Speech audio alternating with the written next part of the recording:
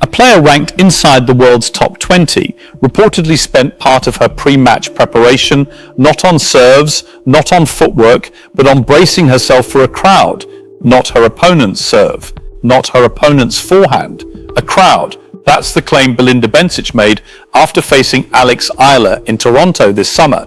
And if it's true, tennis has a problem it has genuinely never had to solve before, because this sport was never built to produce a home court advantage in the first place. It doesn't have travelling supporter sections the way soccer does. It doesn't have arenas that belong to one city's team the way basketball does. And yet, according to several players who've now shared a court with her, that's exactly what stepping onto a court against Alex Eala has started to feel like this year.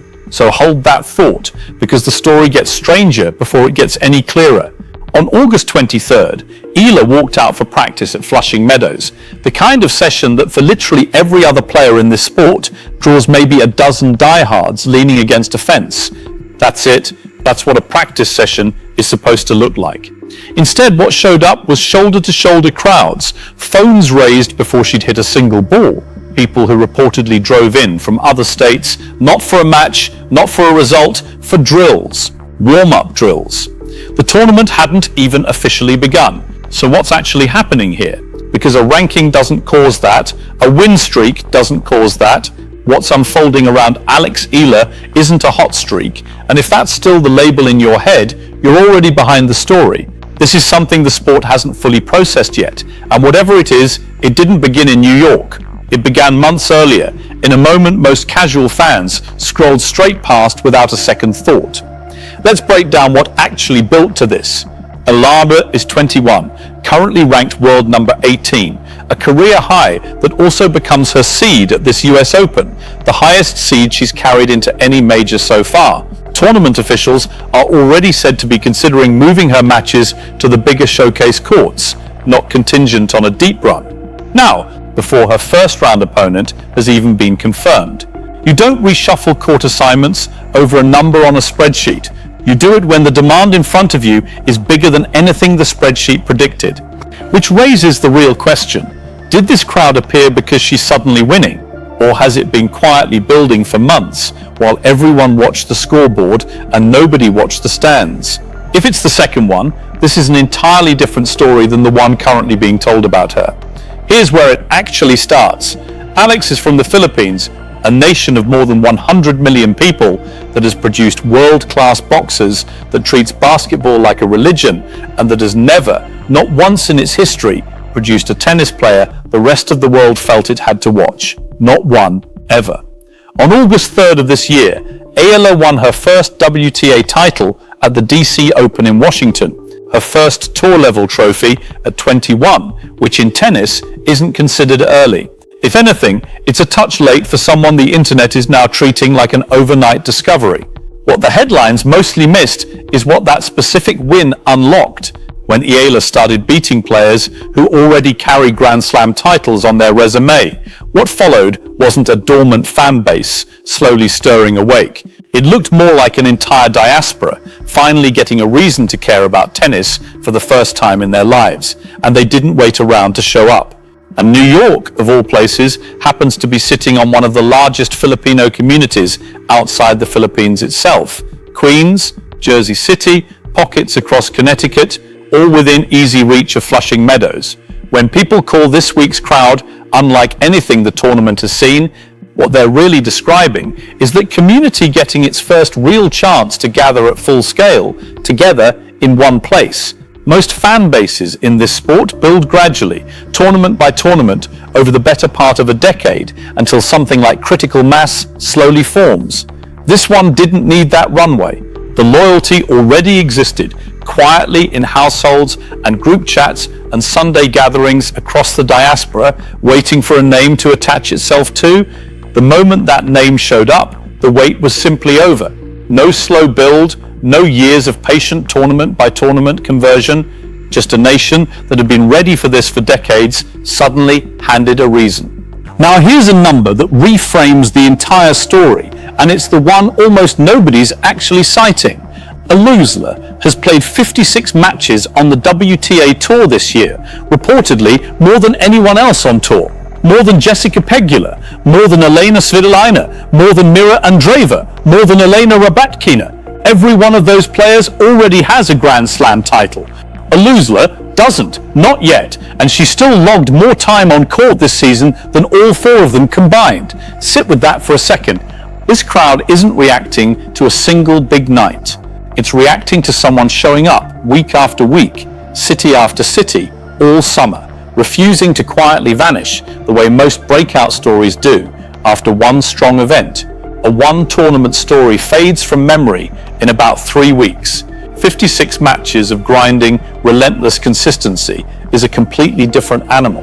And it's precisely the kind of pattern that builds slowly enough that by the time everyone notices, it already looks like it came from nowhere. Which brings us to that Saturday morning at Arthur Ashe and the clip that pushed all of this into public view. It wasn't a produced moment, it was posted almost as an afterthought by the tournament's own account.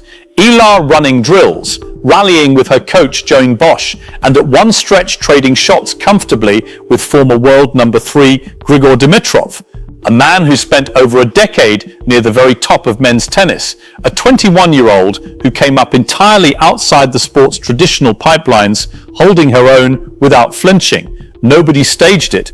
It simply happened to be caught on camera at the right moment.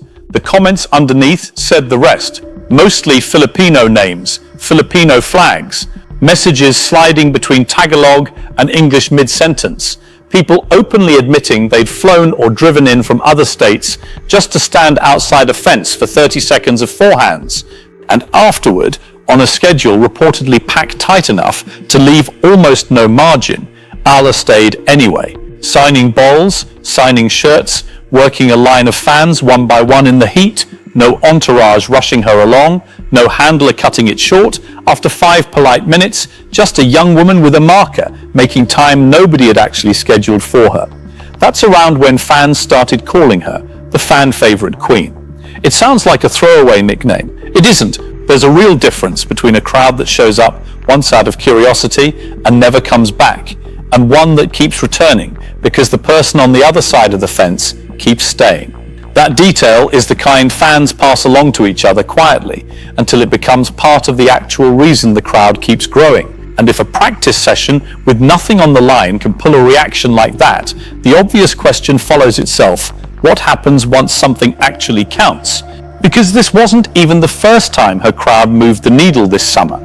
At the DC Open and again at the National Bank Open in Toronto, the noise during live points, not just after them, reportedly got loud enough that opponents started bringing it up in press conferences, unprompted, which loops back to Bensik's comment about mentally preparing for the atmosphere itself. A top 20 player, reportedly gearing up psychologically not for a serve or a forehand, but for a crowd.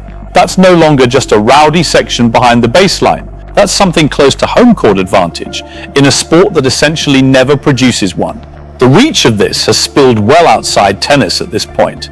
During a Canadian broadcast covering her rising popularity, an anchor reportedly referred to her as American, live, unscripted, and the guest brought on specifically to discuss her Filipino fan base apparently didn't correct it in the moment.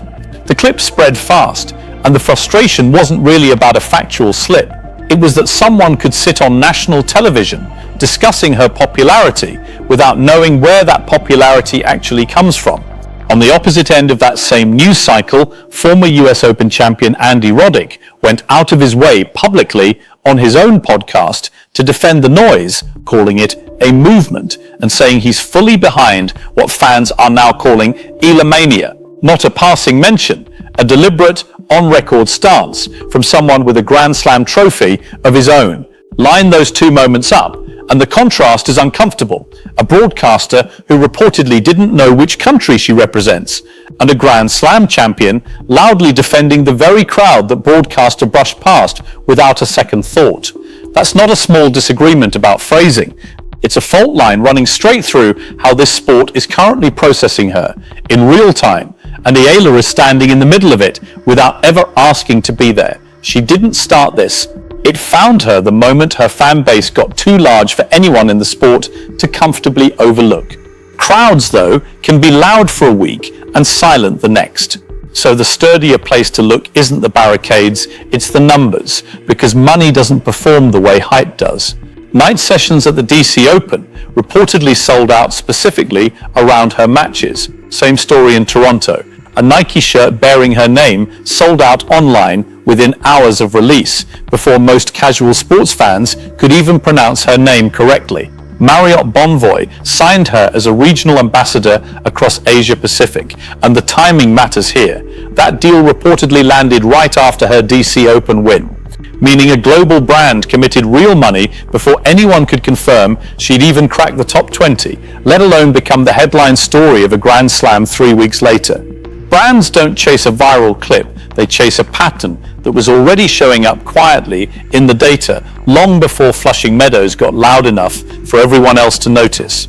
Someone inside a marketing department was reportedly watching ticket sales and regional engagement numbers climb well before the general public had any reason to look twice. And that's the detail that separates a real movement from a manufactured one. A headline can be faked. A 7-figure sign-off from a global brand's procurement process generally isn't, because that kind of money moves through committees, forecasts, and risk assessments long before it ever reaches a press release. To keep this balanced, the scale is still not the same.